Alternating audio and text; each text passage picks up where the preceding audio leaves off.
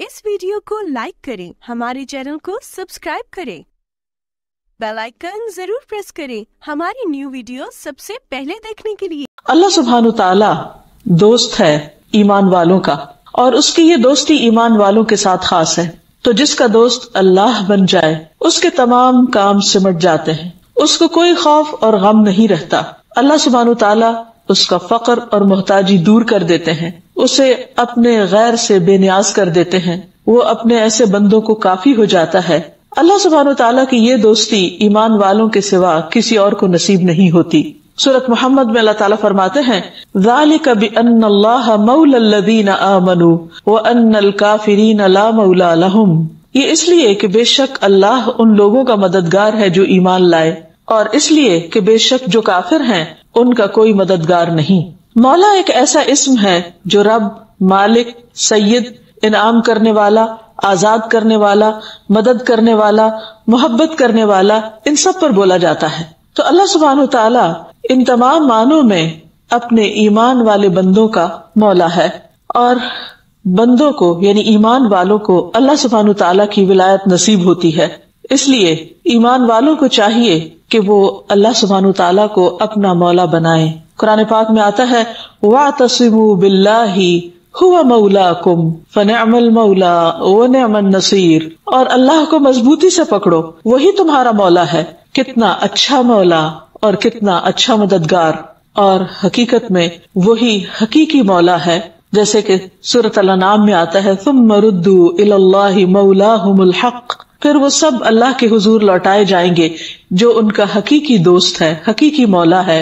अल्लाह सुब्हानु ताला के दोस्ती के लिए जरूरी है कि इंसान अल्लाह सुब्हानु ताला की फर्माबरदारी इख्तियार करे, क्योंकि अल्लाह सुब्हानु ताला ने अपने नाफरमानों से अपनी दोस्ती की नफी की है कि जो लोग अल्लाह सुब्हानु ताला के ऊपर ईमान नहीं रखते या उसकी इताअत और फर्माबरदारी नहीं करते, वो उनका मौला नहीं। बरा इब्न आज़िब कहते हैं कि अबू सुफियान ने उहद के दिन कहा था, इन्ना लनल उज़्ज़ा वला उज़्ज़ा लकुम। बेशक हमारे लिए उज़्ज़ा यानी बुत हमारा काफी है और तुम्हारा तो कोई उज़्ज़ा नहीं। आप सल्लल्लाहु अलैहि वसल्लम ने फरमाया, तुम जवाब क्यों नहीं देते? साहबा ने अर्ज किया, या रसूल अल्लाह सल्लल्लाहु अलैहि वसल्लम, इसका क्या जवाब दिया जाए? तो आपने फरमाया, यूं कहो, अल्लाहु मौलाना वला मौला लकुम। अल्लाह हमारा मौला है और तुम्हारा मौला कोई नहीं, यानी तुम्हारा कोई दोस्त नहीं, कोई मददगार नहीं। हकीकत यह है कि अल्लाह सुब्हानु ताला जिसका मौला बन जाए, जिसका दोस्त बन जाए, फिर उसको अल्लाह सुब्हानु ताला की हिफाजत हासिल होती है। रसूलुल्लाह सल्लल्लाहु अलैहि वसल्लम ने फरमाया, अल्लाह ताला फरमाते हैं कि मेरा बंदा हमेशा नवाफिल के जरिए मेरा कुर्ब हासिल करता रहता है। यानी फराइज तो फराइज है, लेकिन वो मजीद, नफल का मतलब होता है जायद, यानी अपने फर्ज से ज्यादा अल्लाह सुब्हानु ताला को खुश करने के लिए अपनी इबादत में कसरत करता है, यहाँ तक कि मैं उससे मोहब्बत करने लगता हूँ। यानी बंदा अल्लाह का महबूब बन जाता है। जब मैं उससे मोहब्बत करने लगता हूँ तो उसका कान हो जाता हूँ जिससे वो सुनता है, उसकी आंख हो जाता हूँ जिससे वो देखता है, उसका हाथ हो जाता हूँ जिससे वो पकड़ता है, उसका पांव हो जाता हूँ जिससे वो चलता है, और अगर वो मुझसे कोई चीज मांगता है तो मैं उसको वो अता करता हूँ, और अगर वो मुझसे पनाह मांगता है तो मैं उसको पनाह देता हूँ। तो गोया जब इंसान अल्लाह सुब्हानु ताला की तरफ बढ़ता है तो अल्लाह सुब्हानु ताला की खास रहमतें उस पर नाजिल होती हैं और बंदे को अल्लाह ताला की ताईद हासिल होती है। फिर इंसान के लिए गुनाहों से बचना आसान हो जाता है, फिर इंसान के दिल में अल्लाह सुब्हानु ताला की मोहब्बत पैदा हो जाती है। ऐसे बंदे को अल्लाह ताला अंधेरों से निकाल कर रोशनी की तरफ ले जाता है। कुरान पाक में आता है, अल्लाहु वलियुल्लज़ीना आमनू युखरिजुहुम मिनज़्ज़ुलुमाति इलन-नूर। अल्लाह उन लोगों का दोस्त है, मददगार है जो ईमान लाए, यानी अल्लाह सुब्हानु ताला फिर उनको प्रोटेक्ट करता है, वो उन्हें अंधेरों से निकाल कर रोशनी की तरफ ले आता है, हिदायत की तरफ, ईमान की तरफ, इल्म की तरफ, और अल्लाह ऐसे बंदे को काफी हो जाता है। हज़रत आयशा फरमाती है कि नबी सल्लल्लाहु अलैहि वसल्लम की पहले हिफाजत की जाती थी, आपके लिए गार्ड मुकर्रर थे, यहाँ तक कि ये आयत नाजिल हुई, वल्लाहु यअसिमुका मिनन नास, कि अल्लाह तुम्हें लोगों से बचाएगा। इस पर नबी सल्लल्लाहु अलैहि वसल्लम ने जब ये आयत नाजिल हुई तो अपना सर मुबारक खैमे से बाहर निकाला और लोगों से फरमाया कि लोगों तुम चले जाओ, मेरी हिफाजत के लिए अल्लाह ताला काफी है। इसी तरह अल्लाह सुब्हानु ताला अपने दोस्तों के खौफ और गम को खुशी में बदल देता है। इरशाद बारी ताला है, अला इन्ना औलिया अल्लाहि ला खौफुन अलैहिम वला हुम यहज़नून। الذین آمنوا وکانوا یتقون لہم البشری فی الحیاۃ الدنیا وفی الآخرہ لا تبدیل لکلمات اللہ ذالک هو الفوز العظیم. سن لو، بے شک اللہ کے دوست، ان پر نہ کوئی خوف ہے اور نہ وہ غمگین ہوں گے، وہ جو ایمان لائے اور تقوی اختیار کرتے ہیں، یعنی اللہ سے ڈرتے ہوئے زندگی بسر کرتے ہیں، وہ ہے اللہ کے دوست. ان کے لیے دنیا کی زندگی میں بھی خوشخبری ہے. یہ خوشخبری بعض اوقات انہیں لوگوں کی زبان سے ملتی، ان کے نیک اعمال کی بدولت، بعض اوقات خواب کے ذریعے ملتی ہے جو وہ خود دیکھتے ہیں یا پھر لوگ ان کے بارے میں دیکھتے ہیں. اور آخرت میں بھی ان کے لیے خوشخبریاں ہیں، ان کے لیے رحمتیں ہیں. اللہ کی باتوں کے لیے کوئی تبدیلی نہیں. یہی بہت بڑی کامیابی ہے. یعنی اس سے بڑا اعزاز کسی کے لیے کیا ہو سکتا ہے کہ اللہ سبحانہ وتعالی اس کو اپنا دوست بنا لے اور اس کی مدد فرمائے اور اس کے خوف اور غم کو خوشی میں بدل دے اور وہ اولیاء اللہ میں شمار ہو جائے. اللہ سبحانہ وتعالی اپنے دوستوں کے غم کو نہ صرف یہ کہ خوشی میں بدل دیتا ہے بلکہ ان کے لیے اپنی خصوصی رحمت اور مدد فرماتا ہے. ایک مرتبہ رسول اللہ صلی اللہ علیہ وسلم اپنی امت کے غم میں رو رہے تھے تو اللہ سبحانہ وتعالی نے جبریل علیہ السلام کو بھیجا کہ جاؤ پوچھو محمد صلی اللہ علیہ وسلم کیوں رو رہے ہیں. حالانکہ اللہ سبحانہ وتعالی خود خوب جانتے ہیں بندوں کے دلوں کے حال، بندوں کے ظاہری حال.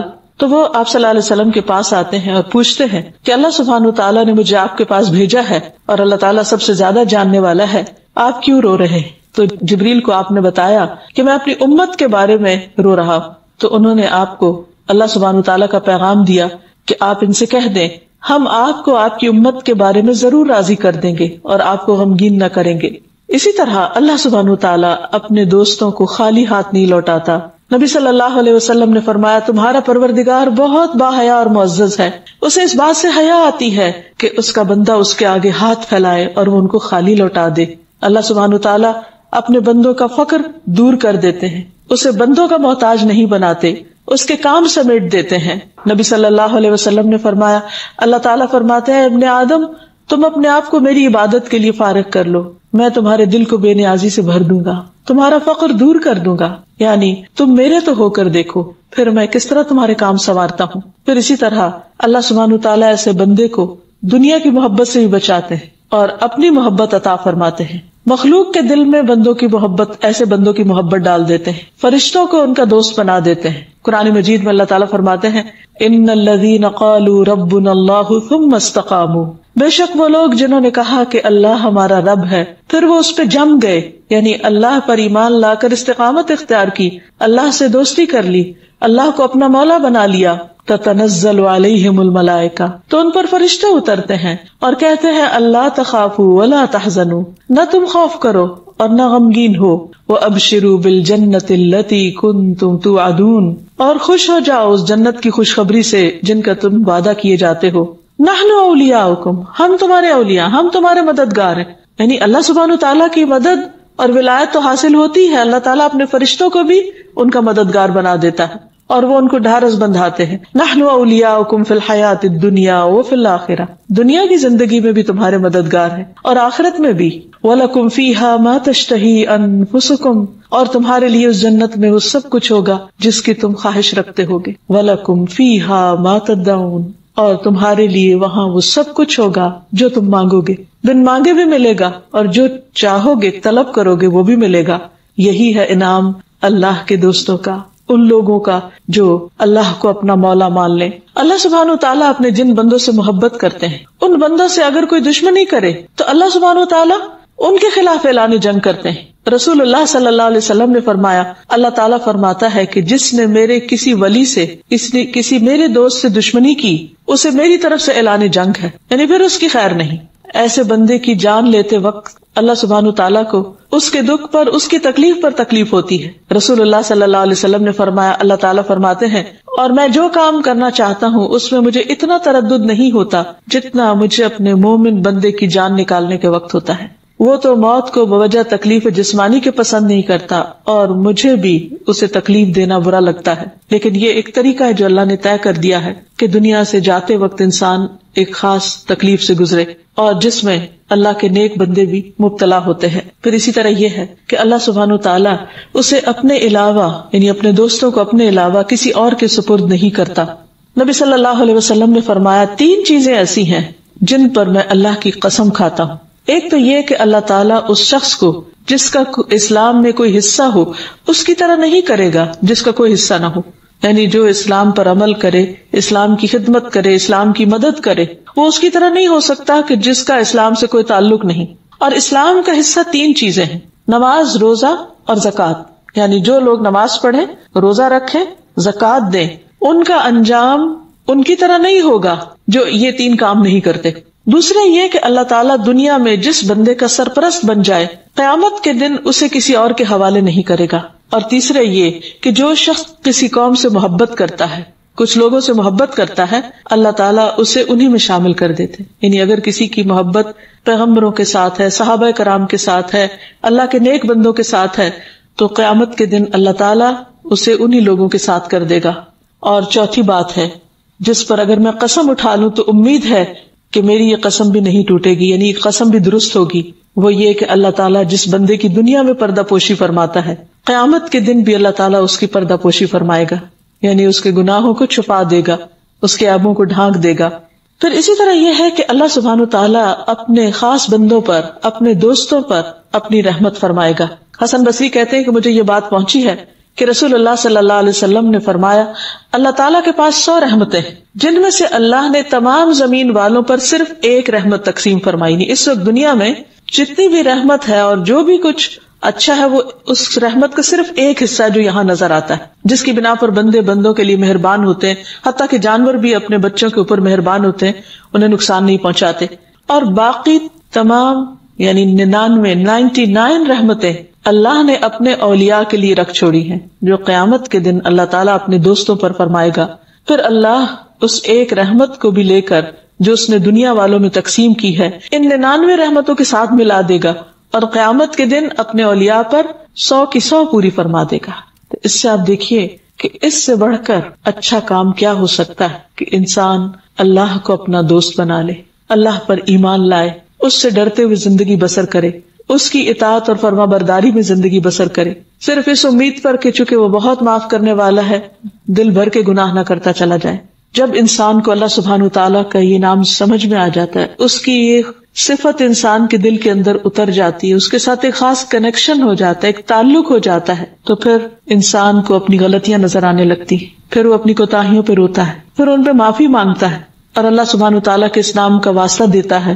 جیسا کہ سورۃ البقرہ کے آخر میں دعا کا حصہ ہے، ربنا لا تؤاخذنا ان نسینا او اخطأنا ربنا ولا تحمل علينا اصرا كما حملته على الذين من قبلنا ربنا ولا تحملنا ما لا طاقة لنا به واعف عنا واغفر لنا وارحمنا انت مولانا فانصرنا على القوم الكافرين. اے ہمارے رب، ہم سے مواخذہ نہ کرنا، ہمیں نہ پکڑنا اگر ہم بھول جائیں یا خطا کر بیٹھیں.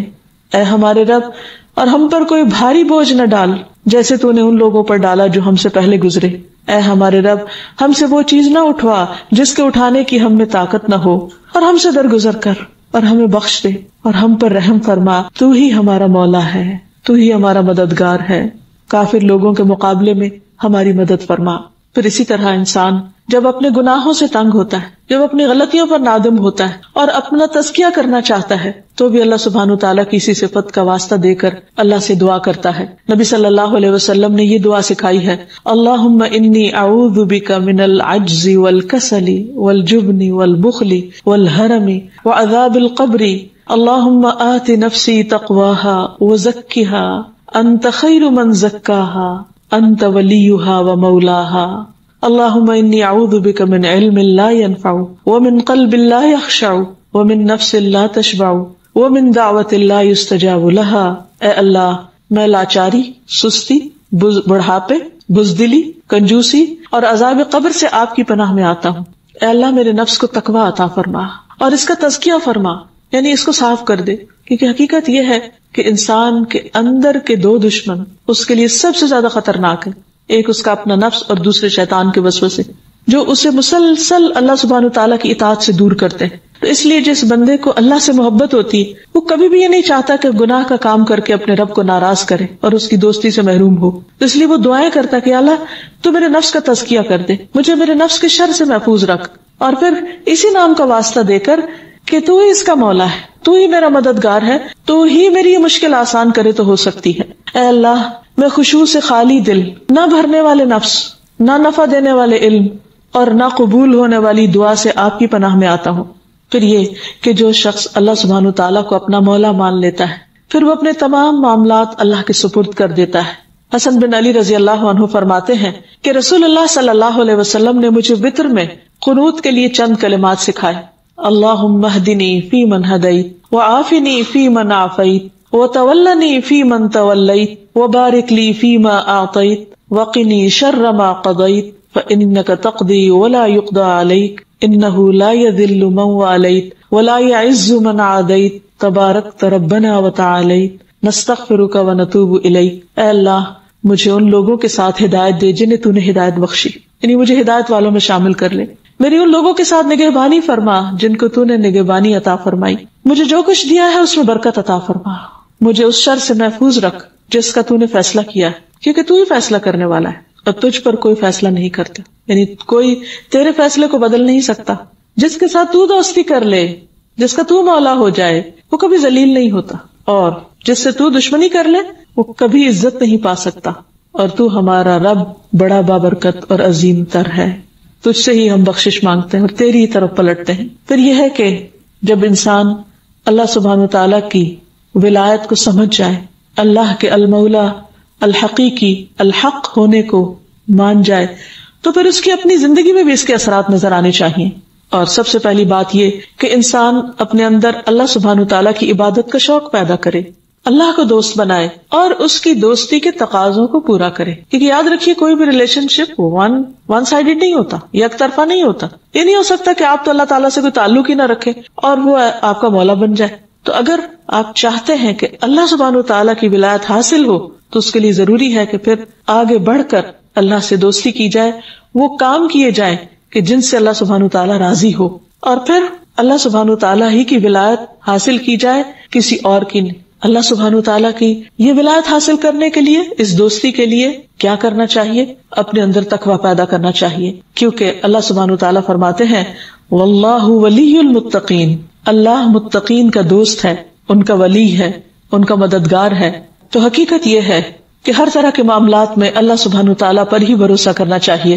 جابر بن عبداللہ کی ایک روایت سے ہمیں پتہ چلتا ہے کہ نبی صلی اللہ علیہ وسلم ایک دفعہ غزوہ سے واپس آ رہے تھے تو راستے میں آپ کہیں قیلولہ کرنے کے لیے ایک درخت کے نیچے آرام فرما رہے تھے۔ آپ نے اپنی تلوار درخت کے ساتھ لٹکا دی، اتنے میں ایک اعرابی آیا، اس نے آپ کی تلوار اٹھائی اور آپ پر تان کر کھڑا ہو گیا اور کہنے لگا کہ آپ کو مجھ سے کون بچائے گا؟